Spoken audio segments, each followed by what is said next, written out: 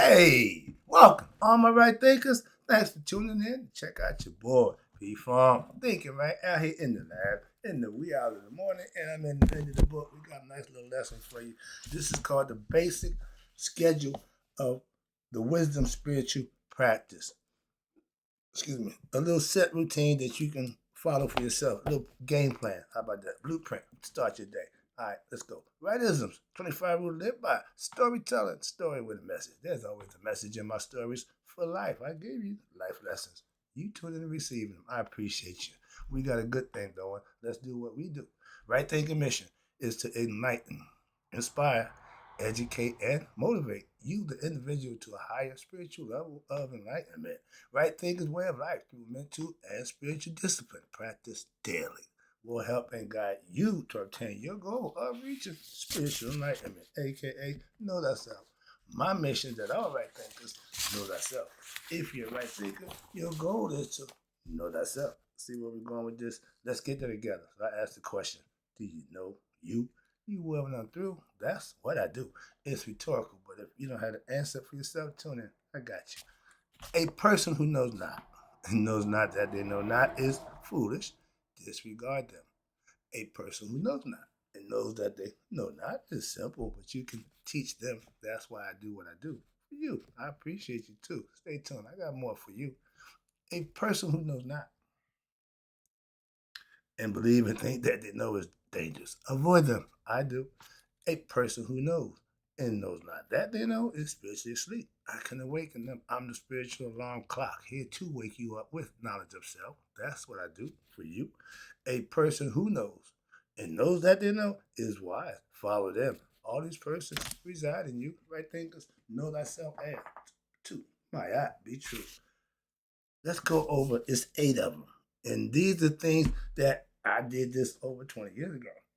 And I still do it. Still today, I'm still practicing the same concept. All right. Basic schedule of the wisdom spiritual practice.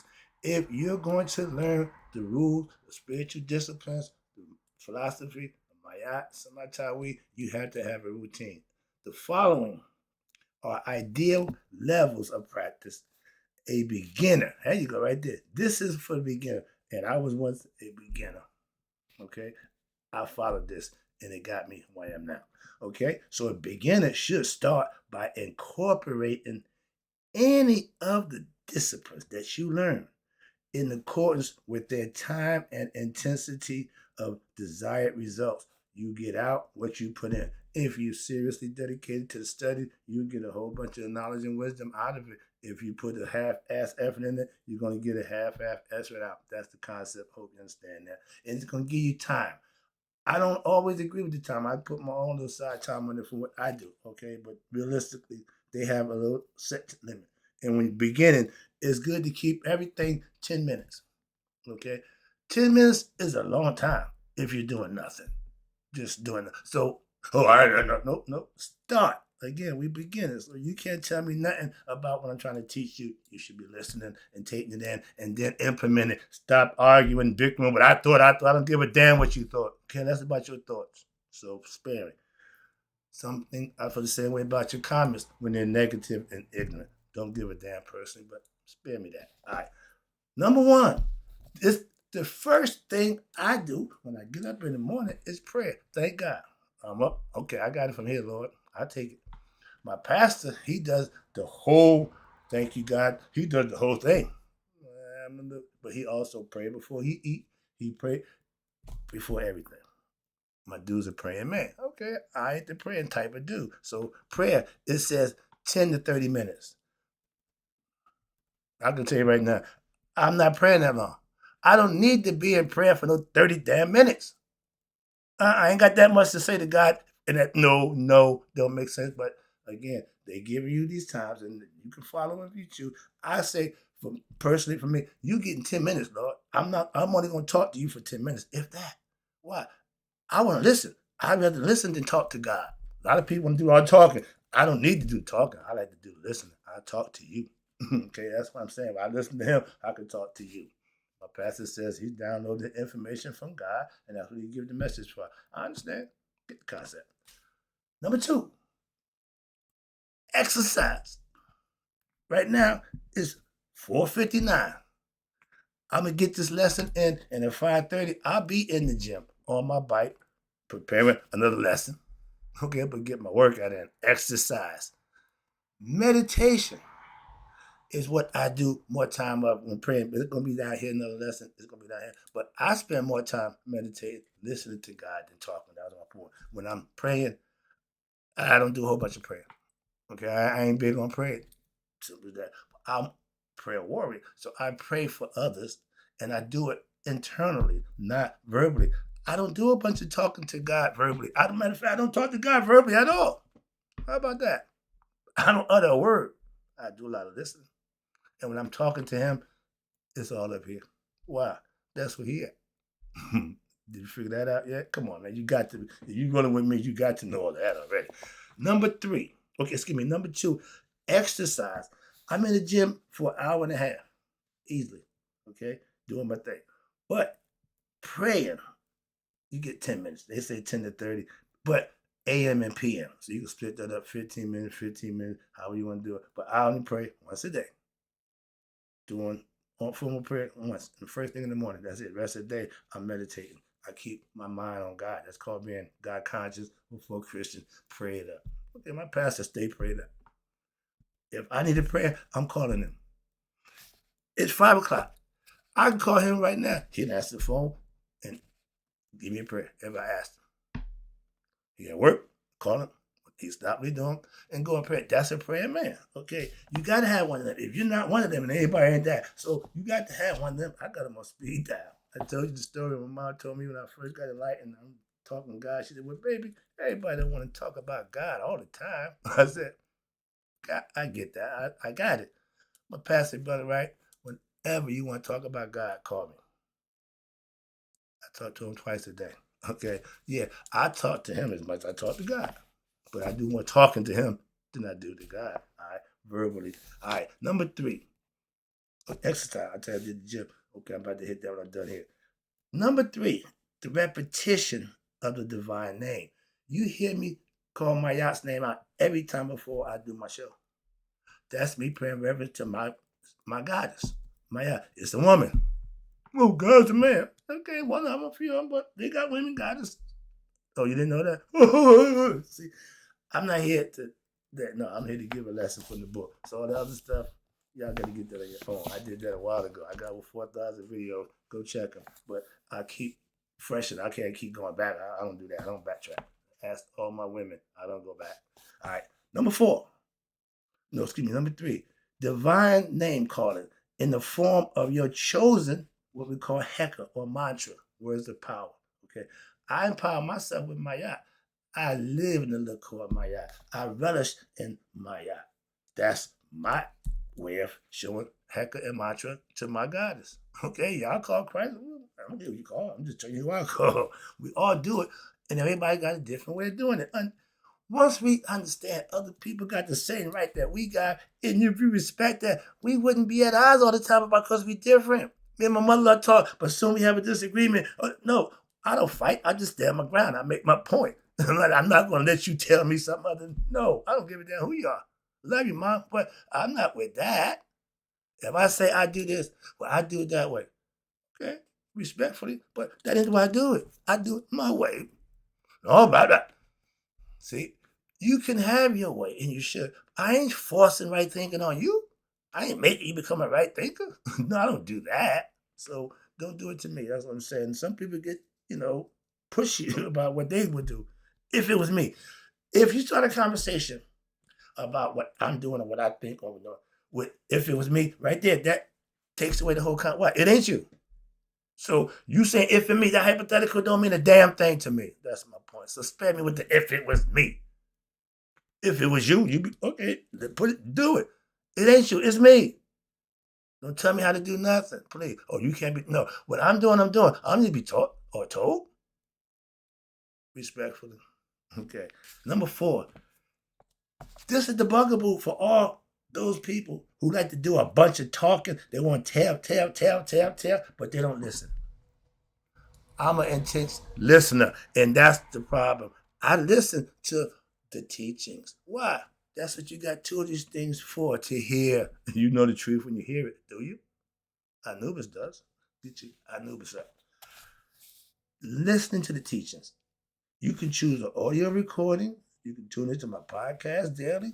But for yoga, spiritual, for preceptor, to give you lessons, listen for a minimum of 30 minutes. I try to keep my lesson under 30 minutes. 30 minutes is a long time. Okay, to be listening, and that's a little time there. But 30 minutes per day without any distraction. That means you're giving your time and your effort into the lesson. I'm giving my time and energy to put it together. I would think you listen, you get the same thing in return. So put forth that effort to get the lesson, learn it, reflect and meditate on it. That's how you learn. But you try that with no distractions if possible. But if possible, go to a yogic spiritual center they call ashrams, wat, or a temple, not synagogues and churches. That's Western civilization. This was Eastern civilization concept. And at them, they was teaching. They was teaching mythological lessons. They were teaching mythological stories. They was teaching, and the people came to learn, not to criticize, critique, and try to find flaw in what's being done or who's doing it. You got a good pastor, a good leader, you doing all right.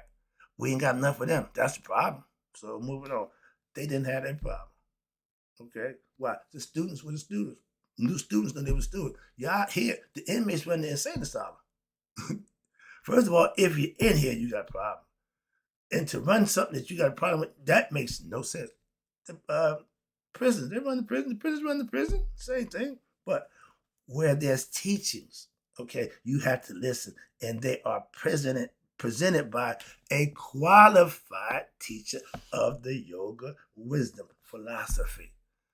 A math teacher can't go into the English class and be proficient in another area that he ain't proficient in.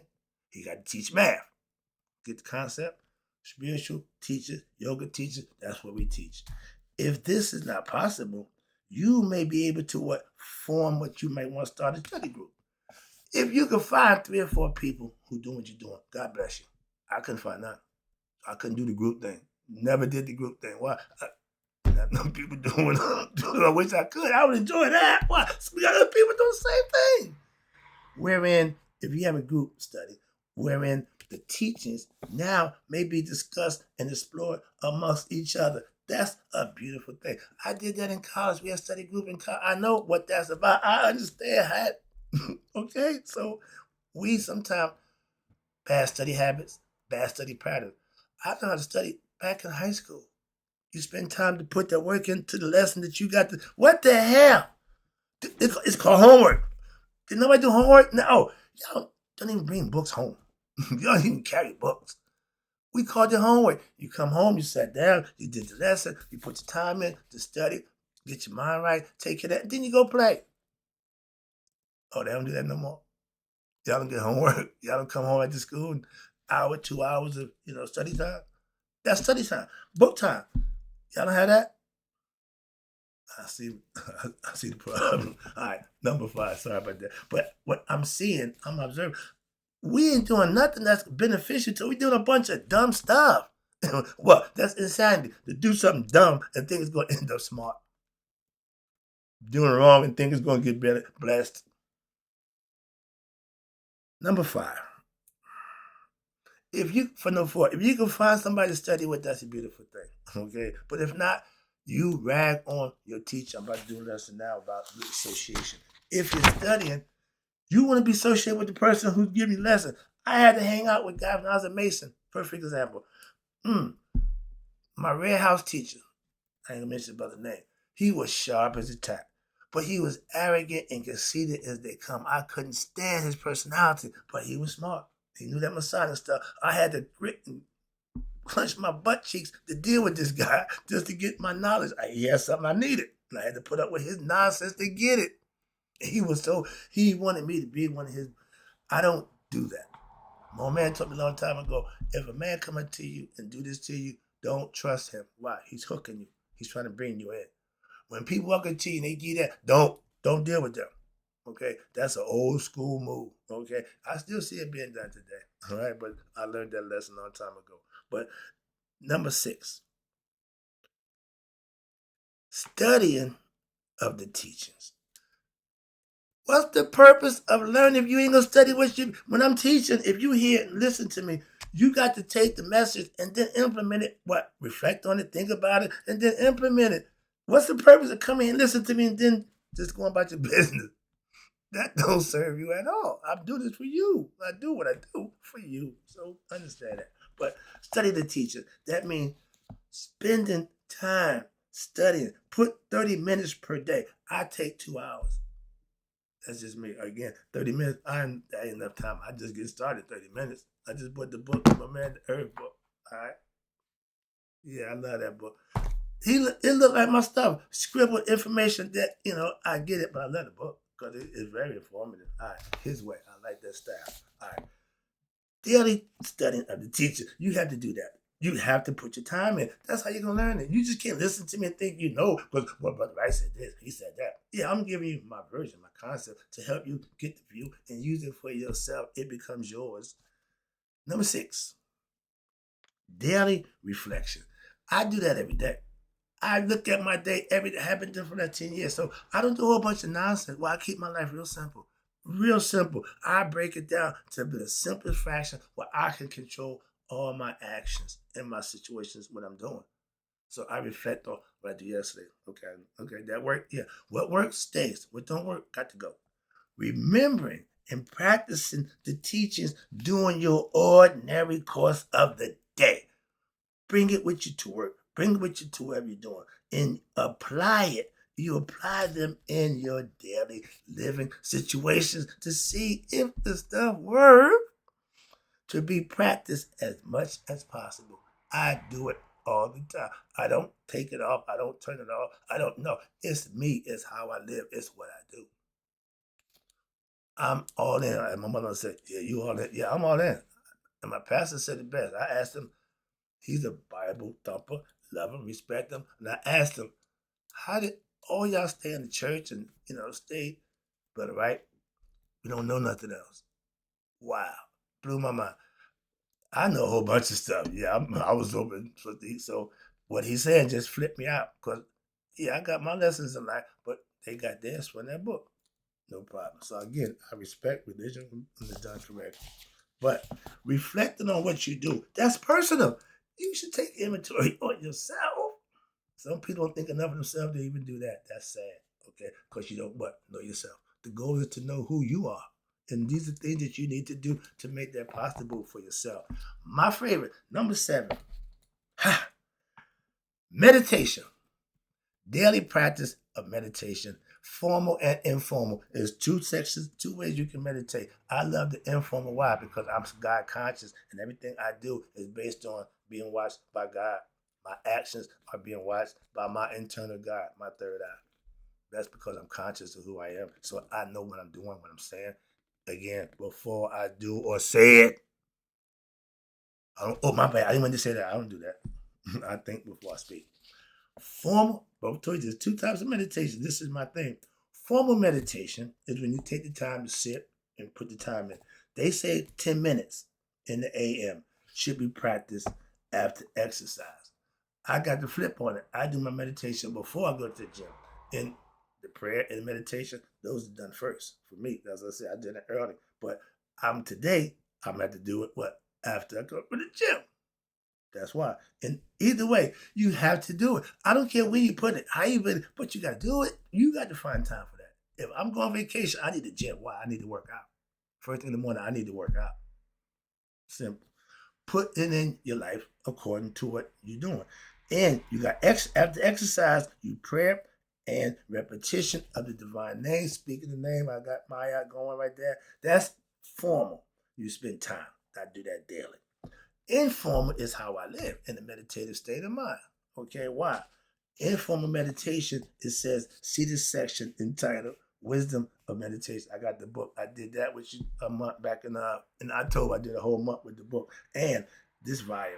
But meditation is for you to what? Flush out the bad stuff, to open up for the new. If your cup is half full all the time, you're only going to get half your life lessons.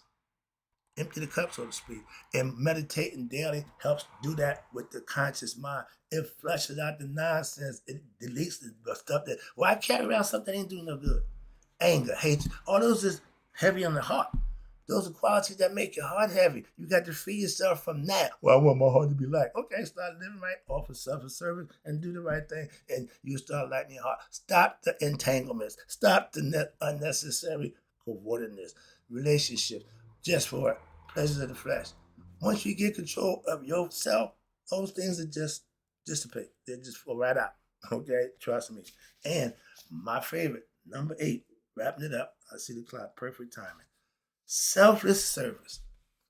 My right thing philosophy is based on that right action, doing the right thing. I call it doing the right thing for the right reason. If you need what I got, you can get it. Simple as that. You don't owe me nothing. I don't do that. I don't loan money. First of all, I don't loan money. No, I don't know. Either I'm gonna give it to you if I got it, or I can't help you. Why? I ain't a damn bank. That ain't what I do. Back in the day, I love loaning money. Why? I put people on the string and control and manipulate them. So I don't have that purpose. I had a use. So I don't need to put people in that position. So I'm not loaning money. Okay.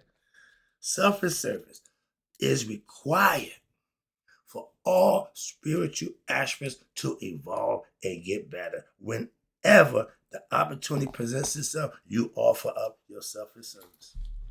That's not easy to do. A lot of times we ain't feeling like it. We whatever. I be in the mood sometimes. I'm mad at my wife. Oh, I've got attitude, whatever. If somebody come, they're gonna get that. Why? I'm mad. Somebody else that made me mad, but they're gonna get the backlash. When you learn how to control that right there. Most of us take out our stuff on other people. The person who did it to us, they're not gonna get it. The person who humbled, they're gonna blast them. What the hell? We do it all the time. That's emotional, rage. Not road rage. Emotional rage is when you feel in a certain kind of way and you express it out of emotion. That's not a good way to live and operate. I keep telling you, you want to control that thing. That's the ego. Okay, the ego raises up every chance they get when it ain't satisfied. If you ain't kissing the ego's butt, you got a problem with him unless you got control over him. That's the whole purpose. And when you have your ego and your emotion in control, you won't be that kind of person. Let me wrap it up for you. Selfless service is my favorite. The suggested times that I gave you, given above, are minimum amount that you should spend on a daily spiritual practice. Each day. This is your homework. This is your life work. You got to put the work in. How you gonna get the results if you don't put the work in? And I'm trying to tell you, whenever possible, you should try to increase your times according to your capacity and your ability to increase what it is you're trying to get done. You should train your own mind. This thing right here, the Egyptians were big on mastering the way you think. I figured that out a long time ago, hence right thinking. But I got my first dose of it from the Greeks. They were the thinkers. Yeah. No, they lied. Moving on. But yeah, I learned how to think from the Greeks. Okay, why? They stole it from the Egyptians and they used it. I went that route. When I went to Egypt, everything just seemed so natural. It just, man, I know this. What? I learned this from them. I mastered it. I know this. So it felt easy for me. Why? Because I was already involved in it from a different perspective. So that when you practice it, you have to train your mind. And it rejoices when it's hearing about what? Practicing of the teachings, getting knowledge of self, or yoga itself. Unless you are involved, again, in egoistic, worldly activities. Believing that if I do this, I can get that. Yeah, but if you aspire to just be rich and famous, that ain't spiritual. That's physical and personal. But knowledge, when used, is power. Following this path gradually but steadily growing on a day-to-day basis, that's how you reach self-mastery. And that's the goal for right thinkers. Wrapping it up. Once you have established your personal schedule routine to a minimum time and devote your time and practice, be devoted to that time and practice, even if you do it for 10 to 15 minutes. It ain't the length of the time, it's the fact that you're putting in the time. Daily meditation per day. How long you do it is up to you. But there's nothing else that keeps your schedule, if anything else possible. make sure you get your meditation time in, like prayer time. I know people, I've seen Muslims, and I respect them, truck drivers. I'm in the gas station. A man driving the oil tank. He went in the cabin, opened up, took his rug out, stretched out. We right in the damn gas station. He went down there and went into his prayer. I don't mock. I'm respect. When you that devoted to what you believe in, that you would do that and could care less what's going on, that's devotion. Okay? It's Muslim, Islamic, but I don't care. That's respect. Prayer up, do his thing, got back in his truck, and went on back to work. That's faithfulness. Okay, I saw that. But again, where we at? 15 minutes. Many people feel that they do not have what? The time. Nobody has time for themselves. Time for everything else, but not themselves. That is the most ass backwards thing and mindset you can have. Stop with that. Okay? Spend time for yourself. Take time out for yourself. Or what? You will never know yourself. Take the time to incorporate even ordinary activities into your life. Everybody wants this, excuse me, grandiose lifestyle. So excited, so this or that. No, plain basic and simple. Easy, steady as you go. In life, that's the way. If you want excitement, that roller coaster ride, have at it. That ain't my thing. But a lot of people feel that they feel overwhelmed with life. Okay, chasing adventures and all that nonsense. And then they feel that they have no control over it when what? It don't go their way. If there is no control, if there's no control in your life, what's the problem? It's because there is no self-discipline. Ding, ding, ding, ding, ding. Ding, ding, ding, ding, ding. If you're not disciplined enough to hold yourself accountable to do what's right, you are out of control. If you make a schedule for all of your activities, spiritual or non-spiritual, it's called planning, daily planning. Some people need a plan, all that nonsense. I ain't got time for that. But if you make plan for your daily a schedule for your daily activities, be they spiritual or non-spiritual, keep it tenaciously. That means don't give in to anything other than what your plan is. Follow the plan. What happened? You will now discover that you can control your time and your life. That's when life becomes fun. When you become the controller and when you understand how to control it, now you can do what you need to do. You're the leader of your destiny. Okay, you're in control. But to be ignorant is hard to lead when you're going the wrong way. Ain't nobody gonna follow you. Okay? But as you personally discover your own inner glory of what? Your daily spiritual practice that's going to bring you closer to God, you will find even more time. Okay, now I make time, okay, to get to the gym. I make time to get my meditation. I make time to get my reading in. Simple, daily. And now your spiritual program, ultimately what happened? You will now create what they call a spiritually disciplined lifestyle where wisdom, which is entirely spiritualized. Ding, ding, ding. I tell you, I'm not religious, I'm spiritual. Why? I have a spiritual concept. I follow spiritual philosophy that I live by. I make it my lifestyle. That's what they're teaching you, and I learned that. I'm telling you the same thing. Implement it in your life. I got to get that. Steve. But this means that every act, no, not some, not most, every act in your life, you will be in control of it. And it's all based on the wisdom teacher I follow right thing philosophy, but it's my yacht. You see me do it every day. And therefore, you will not only spend a particular time of day that you devote to your spiritual practice, but every facet of your life will now become spontaneously worship of the divine. I'm God conscious. That's what that means. I keep God in my mind all the time. Do you? An idle mind, an unfocused mind is the devil's workshop. So all those who ain't focused on God, ain't prayed up, the devil has got you. Just saying. So if you want to stop being that number, get right. Take care of business and follow your boy and do like I explained to you to do, and you'll be out of the matrix, so to speak, or the clutches of the devil. Don't be a drifter. Drifters, those who don't stay with God, they end up falling off. Oh man, I fell off the wagon. No, you just got weak. Moving on. All right, wrapping up. Appreciate you tuning in. Sorry it took so long, but I'll be right back with some more. You know how we do, but I got to go hit the gym. All right, in closing, right thing, because man, you all need to be 100. me 100 minus a day. So I never know my right thinkers who now understand the basic schedule of wisdom spiritual practice have passed away. I'll be back.